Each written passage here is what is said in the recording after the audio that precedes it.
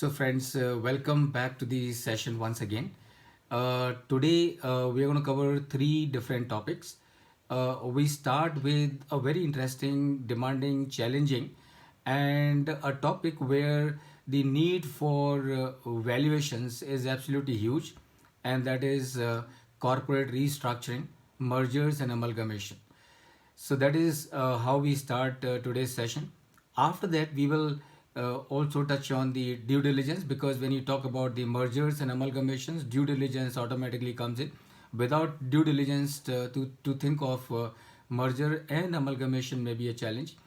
Then, having done the mergers and amalgamations, we look at IndAS 103, which is on business combinations. I'm sure all of you must be aware, because IndAS 103, which is on business combinations, uh, today all over the world, including we in India, have become very particular about the financial statements. And the focus is that the financial statements of any company, particularly to those to whom indices have become applicable, or globally IFRSs have become applicable, those company will need to ensure that the balance sheet of their company show a fair value focused. So we look at IndAS 103 on business combinations.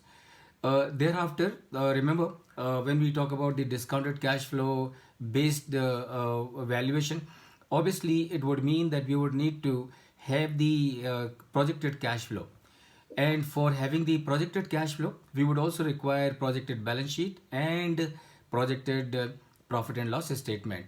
So then we would look at as to what is the process for carrying out the, or how, what is the process for preparing the projected cash flow, so as to be able to determine value of a business based on discounted cash flow method.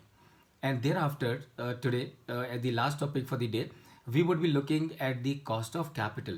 And I can tell you, friends, at this point in time, cost of capital appears to be a combination of three words, but let me tell you, it is much more than merely a combination of three words. As a matter of fact, any decision, every decision in the domain of finance can just not be complete without taking into account cost of capital.